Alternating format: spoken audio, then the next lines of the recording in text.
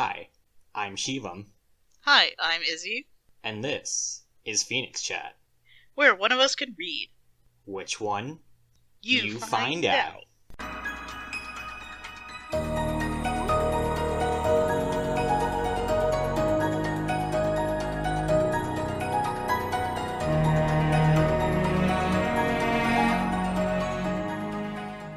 Hi everyone, and welcome back to PhoenixChat. This is part 2 of the episode we should have released a day or two earlier. So we highly recommend you check that one out first before you come over to this episode. And also, we're back again with part 2s. Last week we were kind of going on vacation again and everything like that, so didn't really have time for a part 2. And what? I beat the shit out of Shivam. Yes.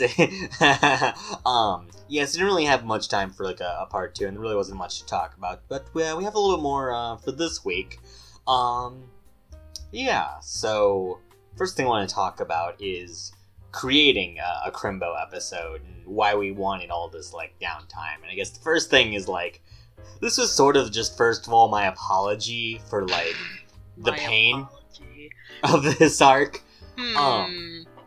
Because, like, I'm not gonna... This was a rough one. Like, this was, like, the darkest I've ever run, like, a campaign. And, like, really just kind of putting your characters through the ringer. You guys deserve, like, a good, solid week of just, like, just getting some nice, fluffy scenes and some nice, fluffy RP. Until you guys made it angsty for yourselves. Crying. Yeah, no. But I do enjoy, like, the idea of downtime, just because, like, in a campaign like this, especially because it's, like, a home campaign, not every, like, session needs to be, like, the one where you're rushing off to, like, the next big plot point. You don't need to, like, keep going to fight the dragon, or, like, have this, like, huge, big reveal. Sometimes you can just have some, like, relaxing sessions. Yeah. Like, get to beat the shit out of, like, really weak monsters every once in a while to feel good, you know? Yeah, no, and, like, I think it helps, like, the characters just interact. Like, I feel like, would you say that, like, having the downtime is, like, allows you to kind of talk to the characters more? And like, yes, and I feel like it develops your character, like, itself, too. Like, interacting with other characters or, like, other NPCs, you get to, like, feel out what your character would do and get more of in the mindset of what they would do, and, like, you get a better feel for it, and everybody else does, too. So, like, with all this downtime, like, you get to, like, see what their hobbies are and stuff, and, like, you know, just, you get to see a different side of them that's not like, this is an intense, serious moment, we have to fight in order to save our lives! You know, so. Yeah, no. Yeah, and especially, I think it puts things in context, too, like, when you have breathers to kind of, like, talk in character about, like, events that have happened, you got, like, a lot more fleshed out characters as they can, like, react appropriately to things and, like, process over time and, like, go through slow changes rather than just, like, we're in the next crisis now, so I just, like, if I want, like, any sort of character growth or change, I just need to, like, snap change them right now, you know? Yeah. Oh, man. So moving on next to just like a specific thing. I did give you guys also a choice then, in character about like, hey, if you guys want to drop out of like the journey at this point, like, you guys are allowed to, and like, when I give you those questions, like, I think you guys know like the signal for that is like, you know, don't drop out unless you want to get rid of this character, right? Do we know the signal? Because I didn't know that signal. No. Oh, God. Well, so, I guess it depends on the character, because, like, there's some characters who are, like, they're more so the word cowardly, and would definitely drop out, but then that's what the beauty of working as a team would be like, hey, look, we can actually do this together as a team, and, you know, encourage them. But obviously in this situation, we were all like, fuck no, we're gonna do it, but if we all decided not to do it... Yeah, I would have just told you straight up, like, okay, make me a new set of characters then that are going to do it. Like... I was telling Shivam I would deadass make a tiny little old lady with, like, 2 hit points to make him feel bad. And I would have destroyed that old lady. Poor First Janet. mission, she would have been eaten by a fucking Tarask. Are you kidding me? Oh god. He's just bitter. I am.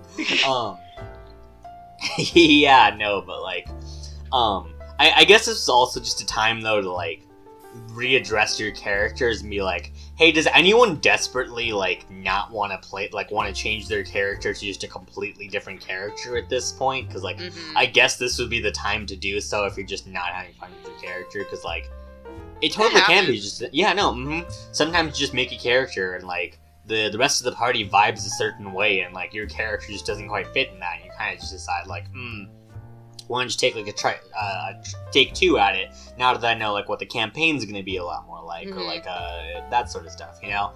Yeah. I think giving players the freedom to do that and then getting those like mulligans is good, because like I don't think we got lucky and we managed to kind of get that perfect balance like really quickly, but like I don't think it's necessarily going to happen every single time. Right.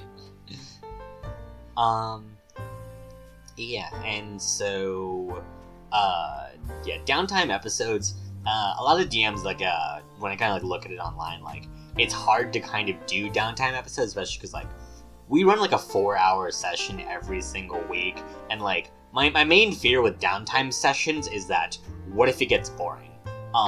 Because, again, like, the first campaign I ever did, like, the players had very little investment in it, so, like, when I did those downtime episodes and kind of said like, oh, what are you guys going to do, and like gave it back to them, they gave me some non-answers, you know, like they weren't really giving me anything that I could actually use, and ended up just being boring. So I just like, I cut all of that out and just kept going like, here, big hit, big hit, big hit, big hit, big moments, and just kept like moving them through like the, you know, big sort of things. With this group, you guys like, when I toss it kind of like back to you, you guys know like to lead your own scenes, and like all I have to do is like facilitate. So like, and again, I think this is really like one of the biggest points, like talking points like we could have on PhoenixChat. Like, when I toss it back to you, like what are you thinking in order to like, are you thinking about anything in particular to make it like that big, honest, good scene? No. No thoughts whatsoever for Juliet. Honestly, okay, so I think it really just depends on the situation, because like, they're like with Juliet, it's like specifically, especially like lately, it just depends. Like at first, like she was really carefree, like this really wasn't a big deal. Like it's like a guy died, oh well, you know, like what's gonna happen after that? Like it's not really her problem. Like so, if you were to toss it back to her, she would have been like, so. Are we drinking? Like, she would be just, you know, focused on herself and, like, you know, not trying to think about anything else or, like, you know, see the big problem. But now, after Legion has killed her and many other people and it's gotten very serious, now she's like, okay, what are some things that I can do in this downtime in order to, like, get prepared for the next fight?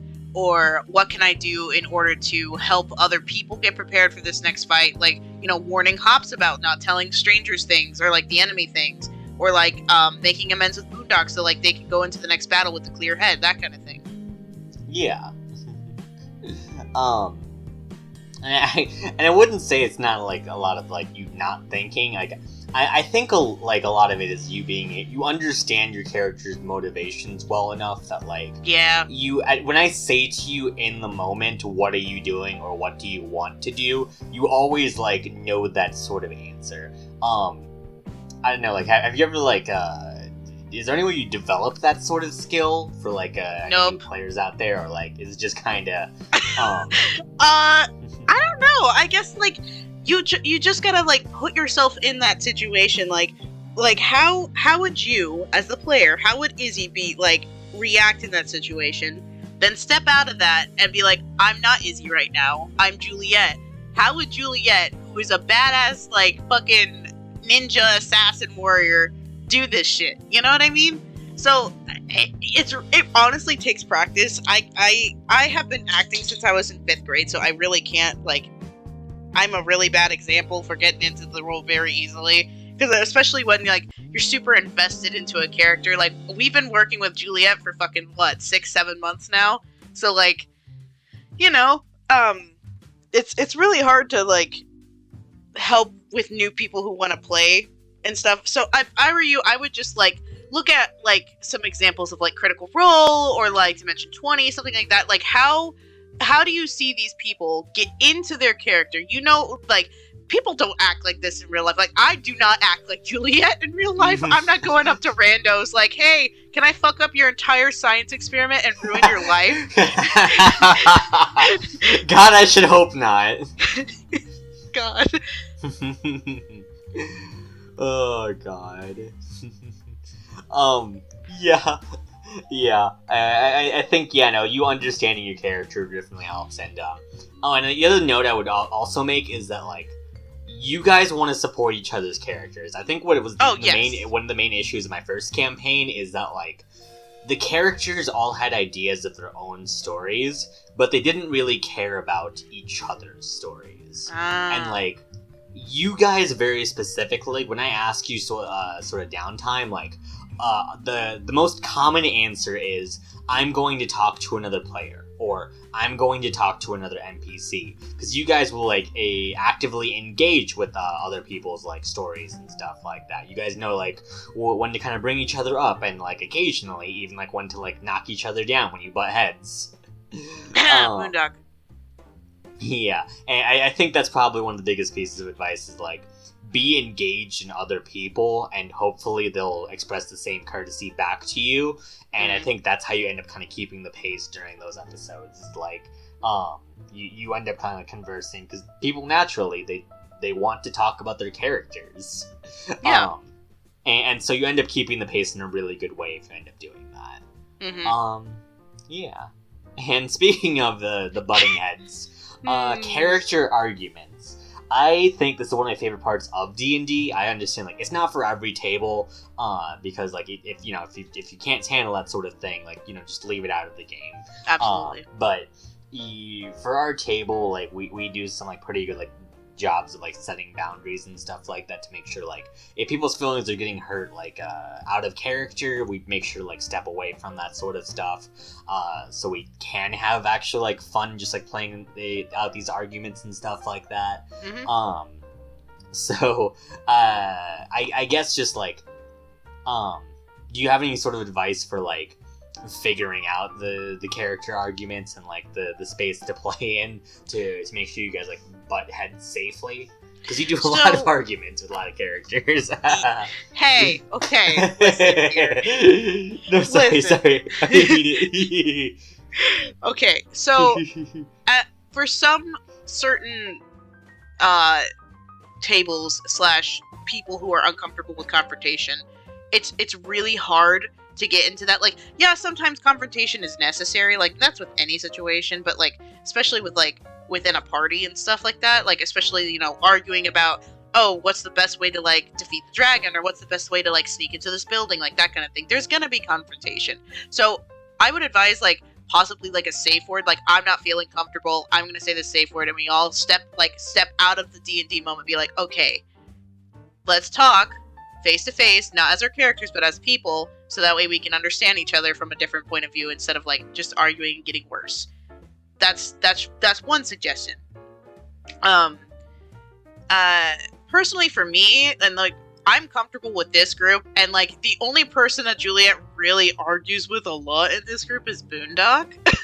So, and the guy who plays Elliot and I, like, we know, like, we're never gonna be mad at each other for like serious things, like the characters arguing, like, well, I shouldn't say never, but like not a lot of the time.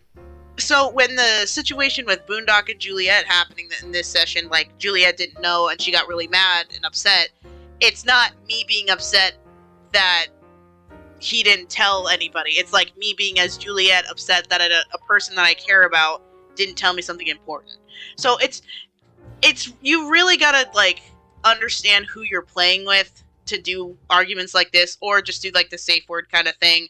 Or we have like something called a hop out channel in our Discord too, so if we feel uncomfortable, we'll be just like, hey, I'm gonna step back for a second, and like we're not gonna judge, or like even if you're in a different situation than ours, obviously, like they shouldn't judge you either. That's kind of toxic. Mm-hmm. Yeah, no, absolutely. I think what also helps too is that like you guys like know to get into character and stuff like that when you have those arguments, like you say the heated words, but you also like like even after you like will say things like you know to like to step back out of character, and like you guys will like laugh and giggle and like make jokes like immediately out of character. Oh, as absolutely, you're having the dude! argument. I make so many fucking memes. Angst Juliet, Angst Leah, or something. Yeah, exactly, that kind of stuff. Or like Elliot just kind of going like, yeah, I'll go into like the like a diatribe, like Boondock, like being frustrated and stuff like that. Then immediately just hop out of character and be like, oh, I'm so sorry, my satyr's a himbo and he doesn't understand anything, huh? What are emotions? I don't know. Oh man, and I think that definitely helps those character arguments is to be able to kind of like step in and out of that like space very quickly. Yeah, no. And I think it's worth it to have those like character arguments because like it brings the level of realism into the game, especially because like with Phoenix Heart, like one of the biggest things about Phoenix Heart is that like you guys have made your own family. And like I fucking love that because like it's a realistic family. Like you guys like argue with each other. You guys are like going through like struggles and emotions and stuff like that in a very realistic, like well thought out way, instead of just like we're all just sticking together for the sake of sticking together. Yeah. No, you guys have like genuine like attachment to each other's characters. It's great. I love it. We also got very lucky with this entire group, I would just like to say. Absolutely. Yeah, next thing I want to talk about then is like, so when you designed Juliet, you had like a bunch of like flaws and stuff like that about like, you know, her being so chaotic and impulsive. One of them that was on your sheet that I found interesting was that she was afraid of water. And like, I don't actually think I end up like even I think I like brought up the idea to you that like there might be like a boat arc, and yeah, you kind of said like, yeah, no, like I want to have Julia kind of like facing this fear and stuff like that, and I think like you did a really good job of like it's a pretty debilitating fear, and like it's realistic. Sometimes you have debilitating fears like that. And Juliet, I'm sorry, not everybody has a fear of fucking giant dragons chasing after you, okay? God. You managed to like play it out really well, and like it ends up being a very interesting flaw because like I don't know, like would there have been a point where like if Juliet wasn't closer to these people that Juliet would probably just said like nope to this mission? I don't know. I think it depends on, like, the people she was close with before all of them. So, like, say that, like, we had to do the boat arc, like, right after we left Phoenix Heart. I don't think she would have done it. 100% she would not have done it. But, because I think the only person who maybe would manage to convince her would be Cass, and that is it. But now, because of how long like this group has been together and they're all here for each other and stuff, that's the only reason she did it, was for them. Like, I don't think she would have done it anyway. Like, if they didn't have such a close relationship. Yeah, no, and we'll get into it a little bit later when we talk about like properly overcoming the fear and that sort of stuff. But like, it was a really good weakness to like add to the character, I think. Because, you know, Julia is extremely, like, yeah, she's a strong, tough badass, but, like, as soon as she is near water, like, she absolutely shuts down. And I think it's a really interesting sort of thing to, like, put on a character that they have to like really start overcoming this through like the help of like their family and friends. Again, it's the same like realistic exploration of like a family dynamic that I absolutely love about these characters. And you know, now that I think about it, like I said that she was afraid of water. I think I said that before the boat arc, and then you brought up the boat arc. I'm like, yeah, sure, that works. We'll figure it out from there. But like, even before the boat arc, we have dealt with a lot of water, and she's like, fuck. Oh man. At least the nice parts with those are like you weren't specifically forced to, or like with the hot springs specifically, like it's just like it's small just hot thing springs, of water. yeah. Like, so that's another thing with like creating fears and stuff like for your characters. It brings a very interesting dynamic, yeah. But don't make it impossible.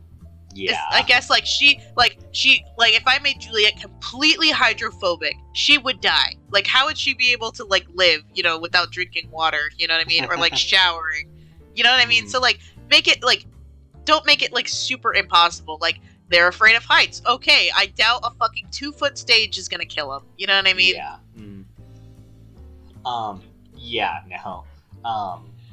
And it ends up working out as a very interesting, like, it's a role-playing obstacle, actually, is the point I was going to make. Yeah, no, like, I think that's, again, really interesting to give to your DM, is, like, obstacles that aren't necessarily just, like, there, like, you need, like, role-playing moments in order to get past them. And I think that's a lot of the fun of D&D, is that, like, if you create those kinds of flaws where, like, you other players need to help you with it, I think that's a really great thing that players can do. And DMs, if you want to encourage this, there's a kind of an optional rule that if you create fears on your character and then you role play them out in like a meaningful way. So like if you have like a character who's like afraid of like cramped spaces, and if they refuse to like go like crawl through like a cramped tunnel in order to get to like the next room, and they try to like find a way around, you can award them inspiration points for doing so they become like more incentivized in order to do so. Yeah. Moving on to hints in the world. So, I don't think you guys were expecting just like in that bookshop to find like that strange little book that said the little passage about Legion, we are Legion, for we are many. Yeah. Oh, man. No. That kind of threw a curveball. I was like, oh fuck, I thought this was gonna be a chill episode. I was wrong. Yeah. I do enjoy like players being able to find books and stuff like that, like, and just having those like tiny little blurbs so they just kind of think like, what the hell does this mean, sort of thing. Yeah, no, so I guess like, yeah, just right off the bat, like, as soon as you had that, you had like a pretty good clue as to like what that meant. So like, what did you think it meant in the moment? I thought it was just kind of like maybe with new information I can't say that, but I'll tell you later. But I just thought it was kind of like, okay, there's this book here that is giving us a hint as to like what Legion is. So I thought maybe, this is like just like Inario Kami helping us, or like maybe this is just fate being nice to us. Oh man, I have thoughts, but later. Okay, awesome. Yeah, no. And then the other part that was really big about this episode was that it was the first like introduction of Minerva, and yes. I think like even though this is the first introduction of this character like in the plot, I have been like talking with you and DMing you about Minerva for like I felt like I think it was months at that point. It was like an unreasonable amount of time. Yeah, honestly. we worked on Minerva a lot. Like, from her character design to her, like, we went back and forth on a name for, like, the longest time, but we chose Minerva because, like, duh. Yeah. No, personality and, like, what we wanted the NPC to do. You know, and, like, I think it ended up being interesting because, like, I gave you kind of spoilers for the character, but, like, because I was able to back and forth with you on this, we were able to come to a much better conclusion of like, what is this NPC and what do we want her to do, and how do we want Juliet to grow as a result of this arc with this NPC. Yeah. And I think like if I had just like done it by myself and just like kept you out of that process, like we wouldn't have gotten as good of a story as we currently have now. Absolutely not. Like, so. When we made Minerva, we were like, okay, how about this be a better mentor for Juliet? Like, she's a bitch now. She's like she's like a huge bitch to everybody right now. If you didn't tell me anything and we just met her, there is no way in hell I would have ever been nice to her or given her a chance at all. But since we like built a story on like what is the outcome this is gonna be, it created like a much better experience. Like not just for me and Julie, like as Juliet or everything, but like everybody else also had that incentive to trust this NPC too. Yeah, and like it's definitely weird to say like kind of rig some moments, but like I don't think it's a faux pas to like do so, because I think we had more fun because we ended up like kind of asking like where do we want the story to go, right? And like it was more of just like a feeling and like a vibe there. We just kind of like plotted out like again just general directions for it. Yeah, we didn't plot every single scene out because honestly we didn't know what everybody else was going to react to her as either. Yeah, no, and again, there's still room for interpretation. There's still like a lot of places it could have gone. Like, if the rest of the party had like done like the opposite reaction or something like that, like it could have gone a completely different direction than like what we anticipated. And so like yeah, it wasn't set in stone too, which is how it ended up being like. You know, it felt more like a proper D&D thing versus like us just writing out like a scene. Yeah, there was a lot of wiggle room and freedom there. And I think, like, as a player, I think discussing with your DM, like, these are what characters I want to interact with, or this is a character idea that I wanted to introduce to you, like, an NPC, like, with Indigo and the Mysteria campaign, or the Illuna Knights, sorry, I gave him 7 NPCs to fuck around with, and I feel like that takes a lot off the DM. Like, oh, now I don't have to make like a whole I don't have to think too much about making a whole bunch of NPCs for everyone to interact with.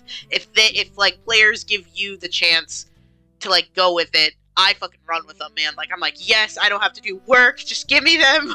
Yeah, it's great, but I'm so reliant on it now because like you've given me 7 NPCs and I've used like 3 of them so far. Yeah, you still in got like 4 the past more. 3 sessions.